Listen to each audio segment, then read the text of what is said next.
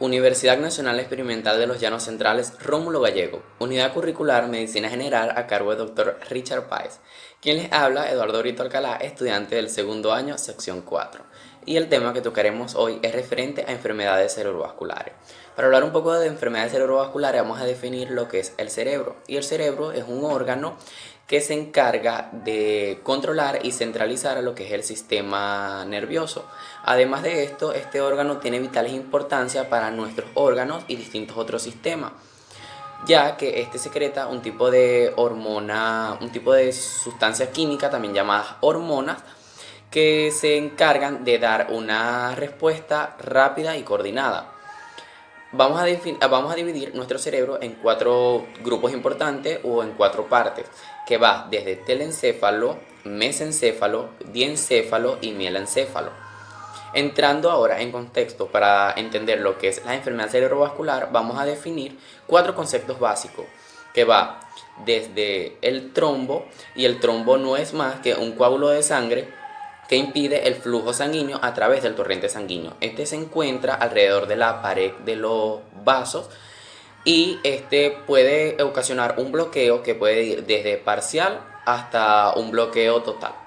Luego tenemos lo que es el embolio y el embolo. Y el embolo no es más que cuando viaja un tipo de trombo a través de los vasos sanguíneos, luego este pasa a lo que es un vaso sanguíneo un poco más pequeño y produce lo que es el tipo de obstrucción. Tenemos luego, pasando al segundo concepto, lo que vendría siendo la isquemia. Y la isquemia no es más que la falta o el suministro adecuado de sangre hacia los distintos tipos de tejidos o células. Luego tenemos en un concepto más avanzado lo que es el infarto. Y el infarto se debe a un ataque que se produce por la falta de suministro de lo que vendría siendo el mismo, la sangre, a través del torrente sanguíneo, causando la muerte de distintos tipos de células. Ya sabemos un poco de estos 4 conceptos, entraríamos en contexto de lo que es la enfermedad cerebrovascular. Y la enfermedad cerebrovascular no es más que un tipo de infarto, por así decirlo, que se produce por la falta del suministro sanguíneo. Generalmente esto se pueden dar por obstrucción de una arteria cerebral.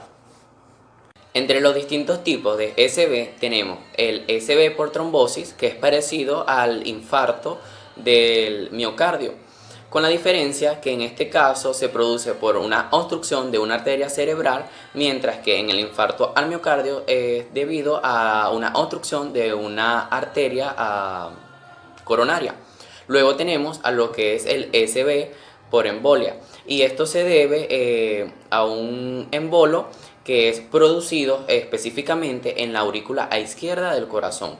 Luego tenemos el SB causado por un shock, y esto se debe a un tipo de isquemia en el que no se está enviando la sangre adecuada al cerebro. En este caso, estos 3 tipos de SB son considerados un ictus isquémico. Y se considera un ictus isquémico porque generalmente se deben a obstrucción y al abastecimiento sanguíneo. La población en riesgo que pueda llegar a sufrir de lo que vendría siendo un SB por un ictus isquémico vendría siendo las personas que presentan una edad avanzada.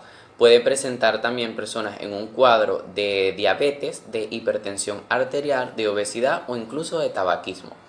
Vamos a definir un poco lo que vendría siendo un SB hemorrágico.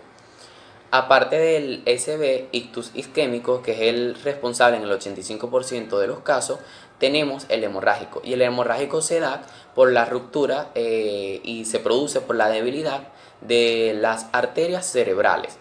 Los factores que conllevan a este tipo de patologías son el tabaquismo, conlleva los traumas como una consecuencia física, el consumo de fármacos anticoagulantes como lo es la heparina y la warfarina. Luego tenemos la vasculitis y la aneurisma cerebral. El SB hemorrágico es un poco más complicado al SB isquémico y esto se debe a que la bóveda craneal no tiene la capacidad de expandirse, por lo que el cerebro se ve expuesto a lo que es un espacio comprimido y la sangre ocasionaría lo que vendría siendo un hematoma, causando la muerte de distintas neuronas y poniendo en riesgo la vida del paciente. Cuando un paciente está presentando un tipo de SB hemorrágico, existe un 50% de lo que vendría siendo probabilidades de mortalidad. Existen también otras oportunidades de recuperación, pero siempre quedaría una secuela de seguirlo padeciendo. Luego tenemos que cuando el paciente está presentando un tipo de SB hemorrágico y nos presenta un tipo de pérdida de conciencia y gran sangrado, el nivel de mortalidad aumentaría a lo que vendría siendo un 90%. Entre los signos y síntomas de la enfermedad cerebrovascular tenemos que los pacientes pueden presentar un tipo de parálisis motora que puede ir desde un lado del cuerpo hasta abarcar el cuerpo completo. Tenemos que las personas tienden a presentar un tipo de distorsiones, en este caso a nivel de la mandíbula. La persona no se ubica generalmente en lo que vendría siendo en el espacio-tiempo, puede hablar cosas sin un tipo de coherencia o no se le entiende el habla. Luego tenemos que las personas también pueden presentar en una visión borrosa o incluso la pupila puede voltearse en sentidos contrarios. Tenemos además que la persona puede entrar, si no es tratada a tiempo, en un tipo de estado de coma. Presentan una discapacidad en el sentido de realizar cualquier actividad cotidiana y si no es tratada a tiempo podría poner en riesgo la vida del paciente causándole la muerte. En lo que vendría siendo la enfermedad cerebrovascular, las personas que presentan un tipo de enfermedad cerebrovascular isquémico no tienden a presentar ningún tipo de dolor, mientras que la persona que está presentando un tipo de enfermedad cerebrovascular causada por hemorragia tienden a presentar un tipo de patología en que vendría siendo una cefalea o dolor de cabeza intenso y persistente. El SB hemorrágico debería de ser atendido a tiempo, ya que si este se deja prolongar pondría en riesgo la mortalidad del paciente y crearía aún así el avance de esta patología.